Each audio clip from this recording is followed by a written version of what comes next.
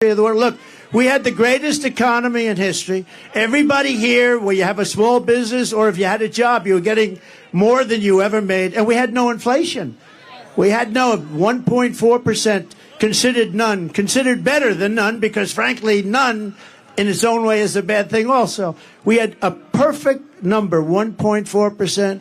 It doesn't matter whether you're black or brown or white or whatever the hell color you are, it doesn't matter. We are all Americans, and we're going to pull together as Americans.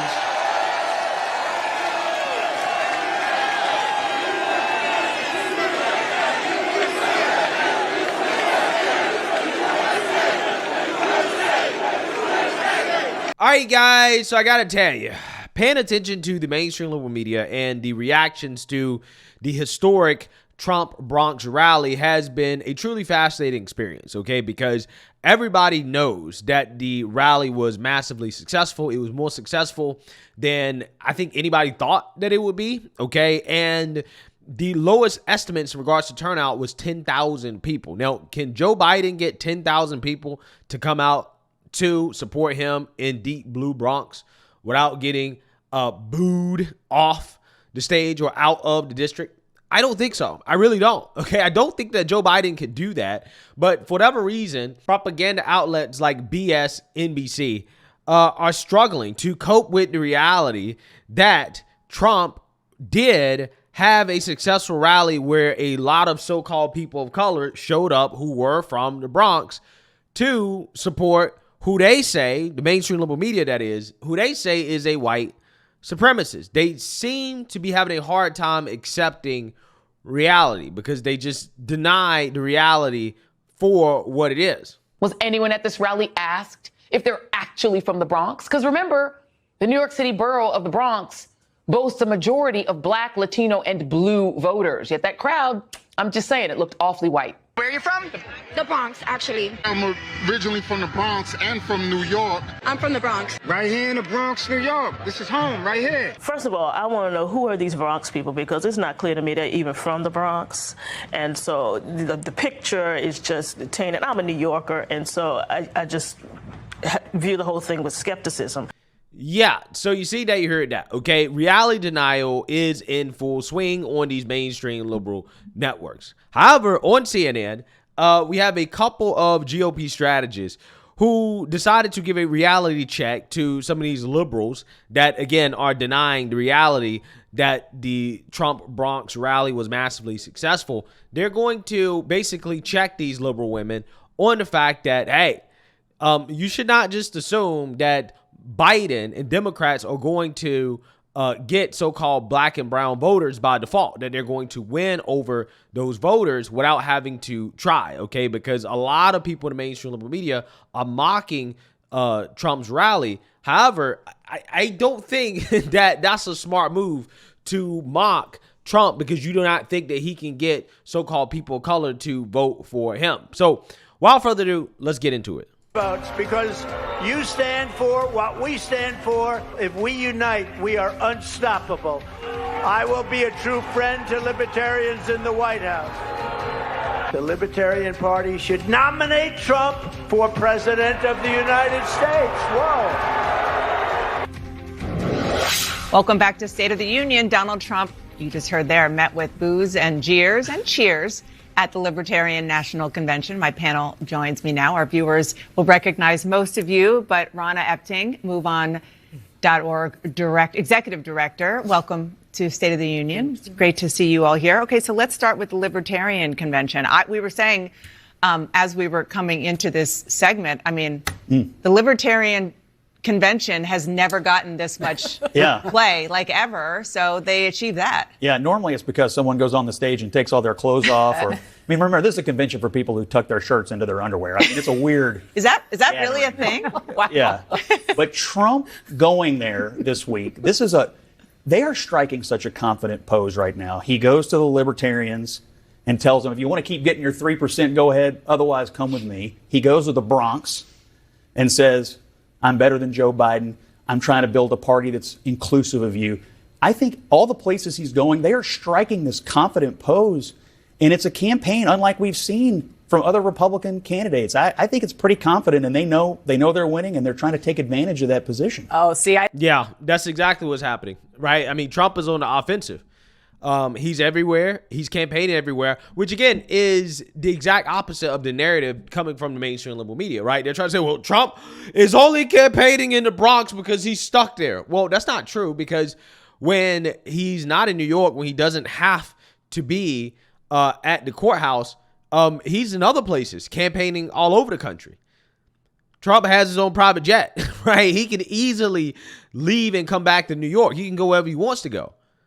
Again, something that the mainstream liberal media doesn't seem to understand, but Scott Jennings here is 100% correct that what you're saying is that Trump knows that he has the hot hand and he's striking while the iron is hot, right? He really is. This is what he's doing. He knows that, okay, I have to go all out.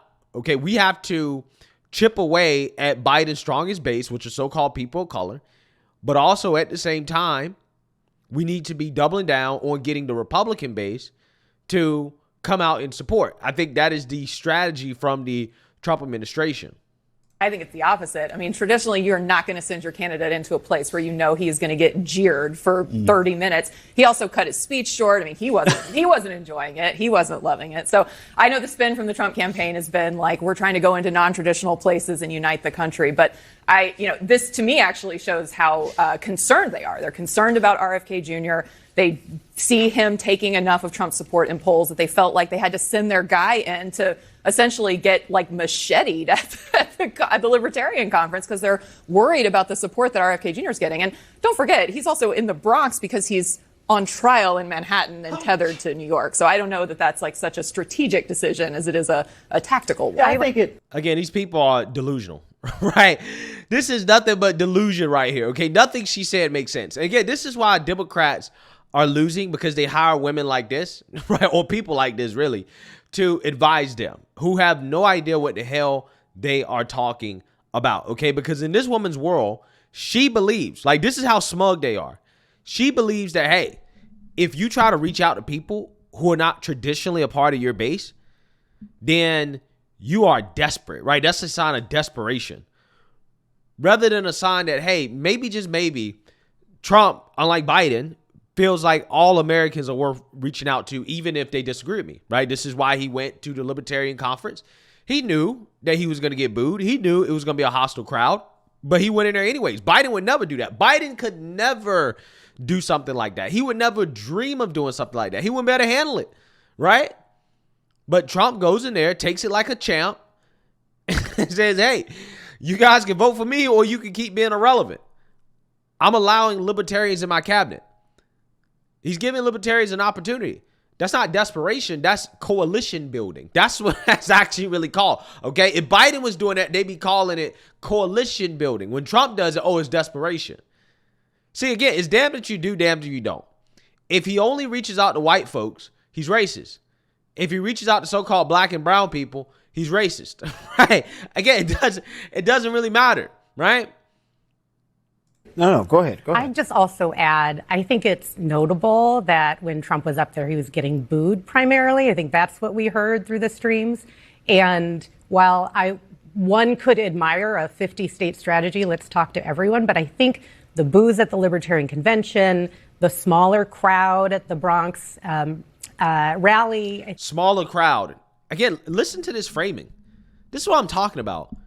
At least 10,000 people. That's on the low end, right? That's what the liberal media says.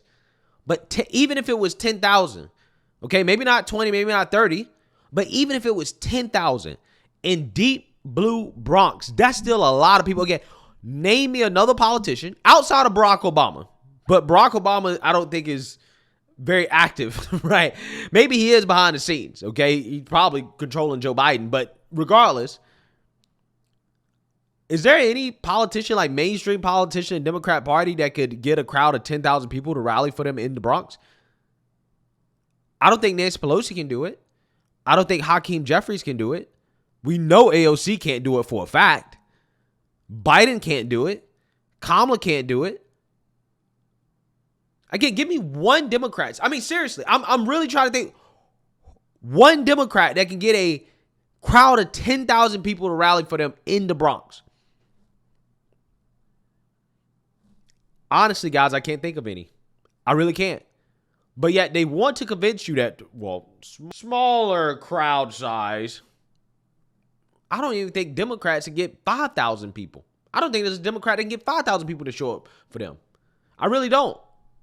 That's the crazy part about this. I think this is enough, just evidence when he's not talking to his hardcore base. It's evidence that the anti-Trump sentiment is still out there, and it's very strong.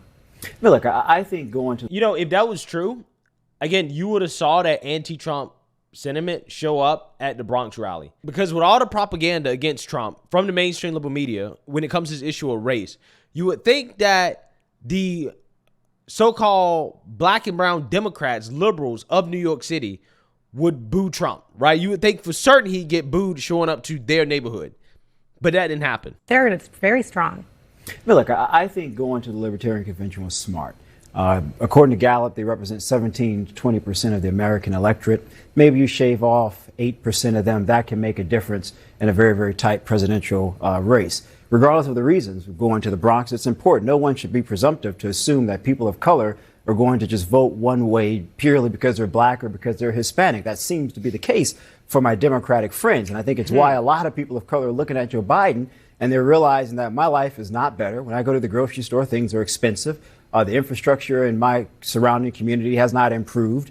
And when I think about the future for my children, they're still in dilapidated schools where the educational system is deplorable. That's the Democratic message in my perspective. And so to have a Republican show up, whether he's being booed, jeered, whatever the case may be, he's showing up to places where Joe Biden is not, and I think that's going to make a difference. Yeah, exactly. Right. Exactly. Okay. And this dude was right for calling out these Democrats who, low-key, that's what they're saying. They're saying, well, Trump's not going to actually win these people, right? Like, Trump doesn't have a chance of winning the colored vote. Okay, this is what they're saying. This is how Democrats think. This is what they've been saying all over the liberal media. Because they just assume that so-called people of color are going to vote Democrat no matter what. This is what they assume. But I think that when you have an economy that is as bad as it is right now, you got to understand that the economy is a colorblind issue. But again, Democrats, because they don't have the ability to analyze any problem or situation or policy without looking at it through the lenses of race, they don't understand that, right? They don't understand that the economy is a colorblind issue. Doesn't matter if you call your opponent racist. If his economic policies are better than yours, people are going to vote for him, right? That's just what it is. And that's quite literally the simplest way to explain what's happening with the boost in support for Trump from the so-called black and brown community is literally because when it comes to the economy, all that racism stuff goes out the door. They don't give a damn. They'll vote for a racist, right? If he can put money in their pocket, if the so-called racists can have a better economy, better jobs, higher wages, lower inflation, lower housing prices, lower cost of living, if the racists can achieve that, and better people's lives economically, people will line up and vote for the racist, right? And then again, I'm not saying that Trump's racist. I'm just saying that what the mainstream liberal media fails to consider is that maybe, just maybe, people don't care that much about the racism angle when they're struggling in their everyday lives. Racism is not the biggest issue in most people's lives. I would actually argue in 99.99% of everybody's life, racism is not a top issue, if an issue at all.